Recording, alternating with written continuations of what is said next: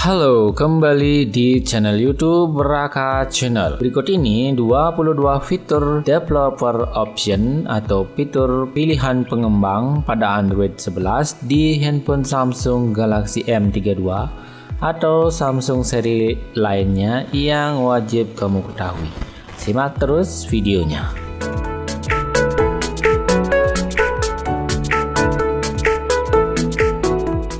Baik, kita langsung saja mulai. Untuk fitur pilihan pengembang, kalian perlu mengaktifkannya terlebih dahulu.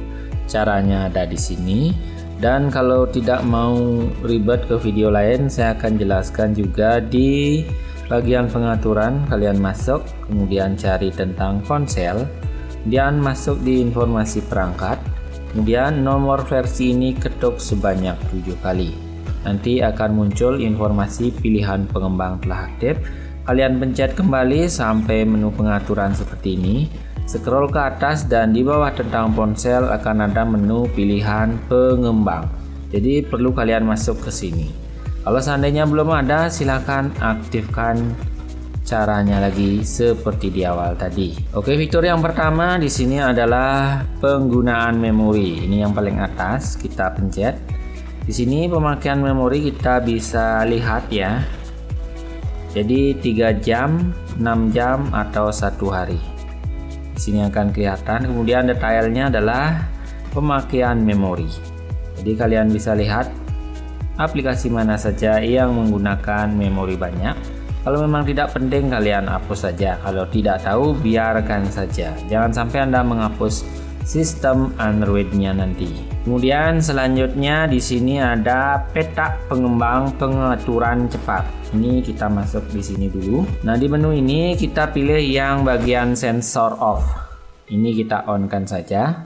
Setelah di-on-kan, maka semua sensor pada HP tersebut akan mati. Tujuan dari menonaktifkan sensor ini akan bisa menghemat daya baterai pada handphone Anda. Nah, setelah sensor off ini diaktifkan, maka di bagian menu bar di sini akan ada menu sensor off. Kalian tinggal on-kan saja menjadi warna biru. Dan sensor pada handphonenya ini sudah tidak bisa dipergunakan lagi karena sudah off. Dan lambangnya di sini kelihatan di pojok. Dan misalnya saya tes di bagian kamera, maka di sini akan mengeluarkan peringatan ya. Nah, peringatannya ini bisa kalian baca. Nah, kenapa ditutup? Karena sensor-sensor pada kamera ini dinonaktifkan. Dan kalau kalian ingin mengaktifkannya kembali, kalian bisa nonaktifkan dari sini. Nanti ada menu seperti ini ya di bagian menu barnya. Jika kalian sudah selesai menggunakan fitur tersebut, bisa kalian off-kan di bagian pengaturan pengembang. Kemudian peta pengembang pengaturan cepat ini, lalu masuk di sensor off, ini di off kan. Kemudian fitur selanjutnya yang ketiga adalah tetap terjaga. Nah, ini menunya di atas. Layar tidak akan redup selama mengisi daya. Ini berguna bagi seorang developer Android ya. Dan kalau user biasa ini tidak perlu diaktifkan. Jadi kalau mengaktifkan tinggal on kan saja seperti ini. Kemudian masukkan chargernya di sini ya, dan layarnya tidak akan mati. Dia menyala secara terus-menerus selama masih di charger. Kemudian fitur selanjutnya yang keempat adalah USB debugging. Kalian cari di sini USB debugging. Nah, ini masih dalam keadaan off. Mode debugging ketika USB tersambung ya. Jadi ini perlu di-on-kan. Kemudian kalian bisa baca peringatannya. Kemudian pilih OK.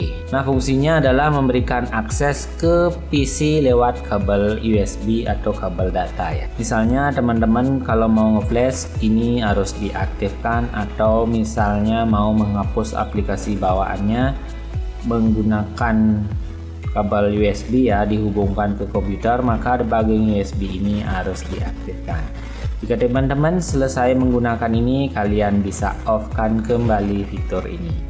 Kemudian selanjutnya adalah ukuran buffer pencatat log. Ini yang fitur kelima. Kalian scroll saja sampai ke atas dan di sini ada ukuran buffer pencatat log ya. Kamu tinggal pencet saja. Nah, setelah dipencet, di sini kalau memilih nonaktif, Berarti kita bisa fungsikan untuk memperlancar saat Anda bermain game.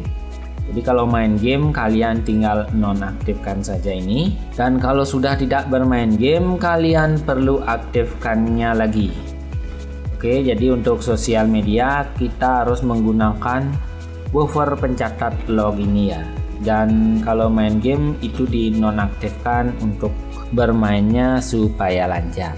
Kemudian tips selanjutnya adalah nomor 6, fitur tampilan tingkat penyegaran atau refresh rate ya. Jadi kita akan memunculkan nilai refresh rate-nya di bagian layar HP ini. Cari tampilkan tingkat penyegaran seperti ini, kalian on kan. Maka di sini saya mempergunakan refresh rate 90 Hz. Oke.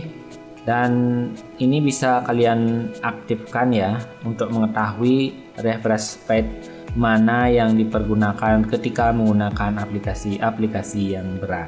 Untuk menonaktifkan kalian tinggal nonaktifkan saklarnya. Kemudian scroll lagi ke bawah. Di sini tips selanjutnya adalah yang nomor 7, kuota selalu aktif. Fungsinya untuk selalu aktifkan kuota meski WiFi aktif agar jaringan beralih dengan cepat.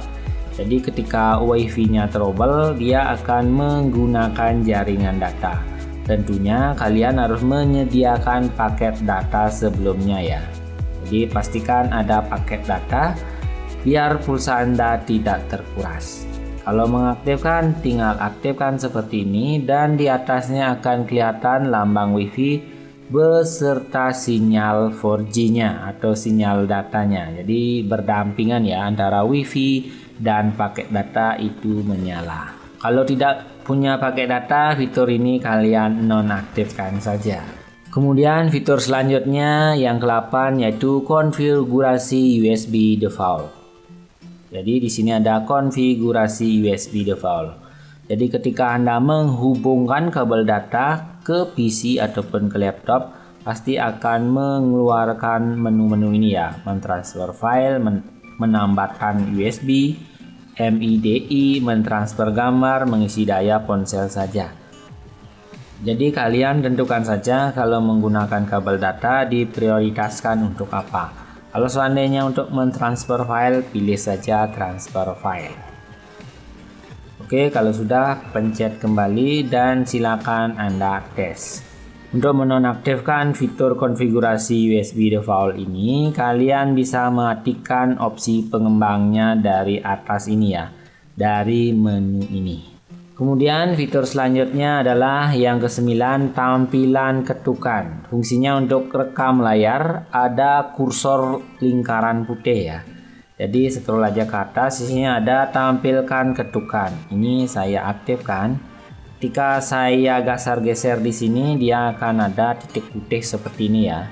Kalian bisa lihat titik-titik putih ini ya, yang berjalan di sini. Nah, ini dia titik putihnya. Seperti itu untuk fitur dari tampilan ketukan. Jadi kalau Anda rekam layar, ini sangat penting dipergunakan ya, biar user tahu kemana arah ketukan layar pada rekaman tersebut. Kalau mau menonaktifkan, tinggal masuk ke pilihan pengembang lagi, cari tampilkan ketukan, ini kalian nonaktifkan kembali. Kemudian fitur yang selanjutnya yaitu yang ke-10 adalah lokasi penunjuk. Jadi di sini akan menunjukkan posisi garis ya. Ini saya aktifkan saja. Nah, ini dia. Ada garis seperti ini guys. Nah, ini dia. Oke, nah ini dia garisnya. Nah, ini untuk sang developer ya. Jadi kalau user biasa ini tak usah mengaktifkan menu ini. Kalau menonaktifkan, tinggal masuk lagi ke opsi developernya, pilih lokasi penunjuk, ini kalian off-kan. Kemudian scroll ke atas di sini, fitur selanjutnya adalah lihat pembaruan permukaan. Ini fitur yang ke-11, fungsinya untuk ketika ada gerakan layar, warna layar akan berubah.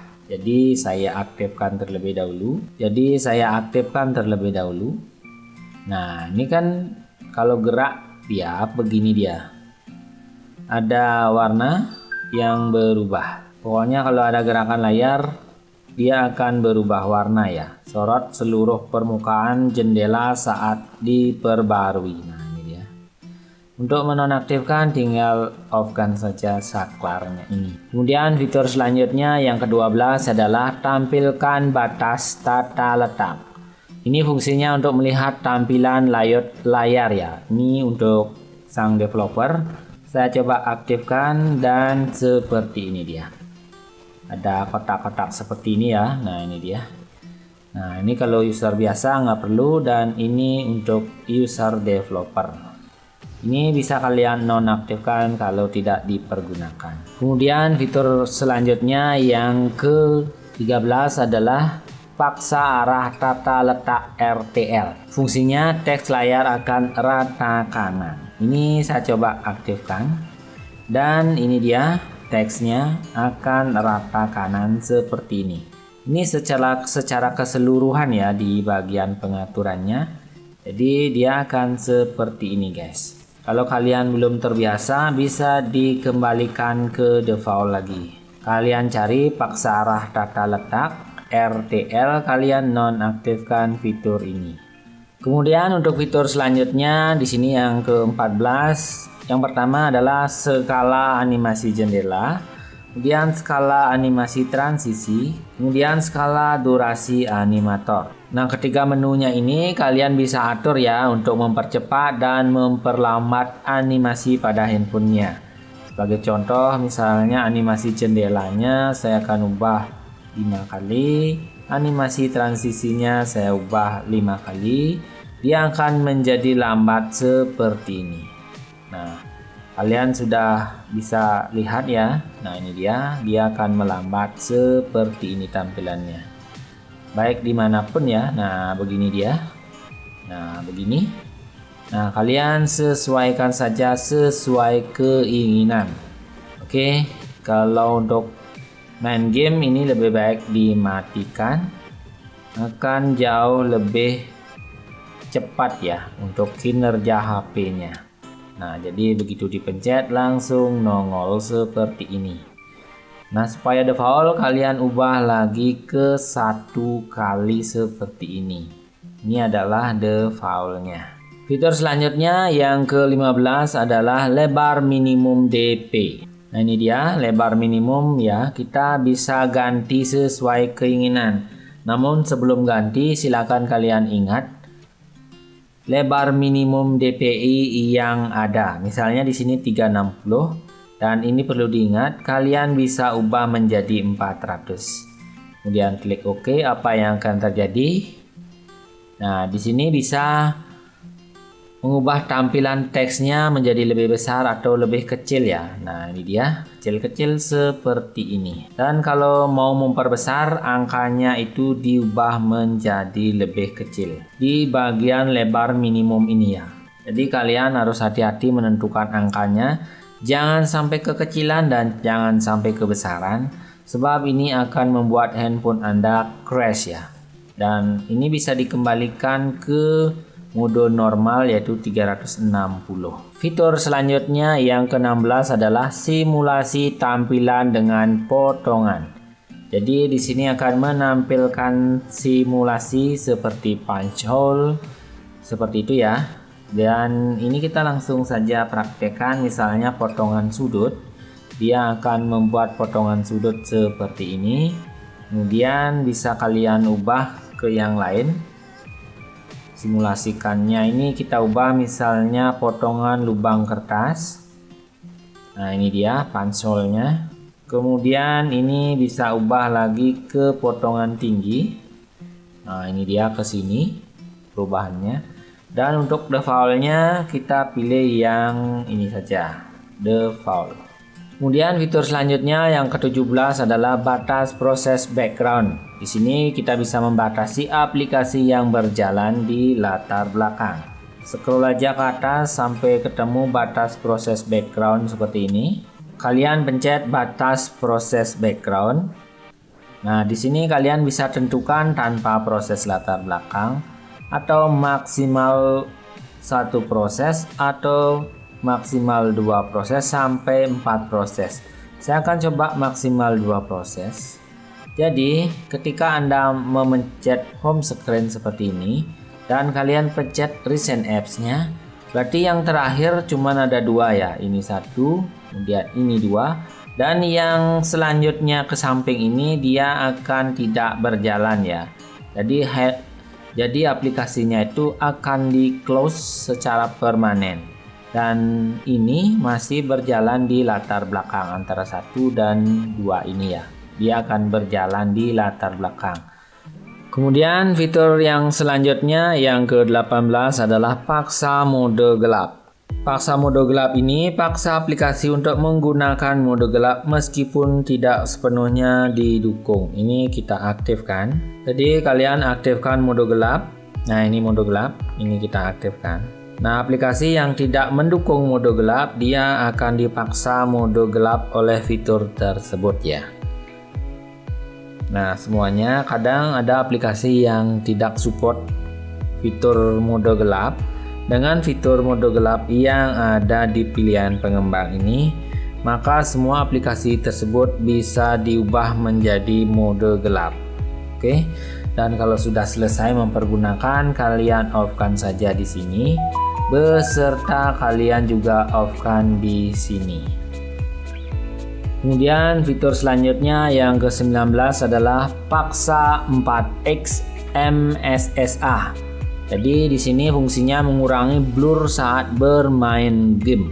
Tapi di sini memiliki kekurangan, yaitu dia akan boros baterai. Ini kalian aktifkan kalau memang perlu ya. Dan ini cocok diaktifkan pada saat Anda bermain game yang berat-berat. Kalau sudah selesai main game, kalian tinggal off-kan saja. Kemudian fitur selanjutnya yang ke-20 adalah simulasikan ruang warna. Jadi scroll saja ke atas. Di sini ada simulasikan ruang warna. Nah, di sini kita bisa ubah-ubah warna dari layar yang ada di handphone Anda. Misalnya monokromasi. Nah, dia akan seperti ini tampilannya. Kemudian deuteromali, di sini merah hijau. Nah, dia akan tampil secara merah dan hijau seperti ini ya. Nah, ini dia tampilannya. Kemudian ini bisa kita ubah lagi menjadi titanomali. Nah, begini dia kalau titanomali ya. Oke, jadi jauh lebih bagus ya tampilannya. Dan untuk mengubahnya ke default, kalian pilih di sini di nonaktifkan saja. Kemudian fitur selanjutnya yang ke-21 yaitu jangan simpan aktivitas. Jadi fungsinya di sini menonaktifkan proses berjalan di latar belakang, yaitu aplikasinya ya. Jadi tidak akan ada aplikasi yang berjalan di latar belakang. Ini dia, hancurkan tiap aktivitas setelah ditinggal pengguna. Ini kita off kan. Oke, pencet home screen. Kemudian fitur yang terakhir yang ke-22 adalah pilih aplikasi lokasi palsu. Di sini membuat alamat lokasi palsu pada handphone tersebut. Jadi kalian harus mendownload sebuah aplikasi fake GPS terlebih dahulu. Kemudian baru kalian masuk ke menu ini, pilih aplikasi lokasi palsu dan pilih aplikasi fake GPS yang Anda download. Nah, ini kalian pilih dan fungsinya ini untuk mengizinkan fake GPS-nya tersebut untuk memanipulasi lokasinya. Jadi dengan fitur ini, lokasi palsu yang Anda buat tersebut akan bisa menjadi akurat. Seperti itu 22 fitur developer option di Android 11 pada handphone Samsung Galaxy M32 atau handphone Samsung seri lainnya. Terima kasih telah menonton. Kalau ada pertanyaan, tanyakan di kolom komentar. Sampai ketemu di video selanjutnya. Sampai jumpa.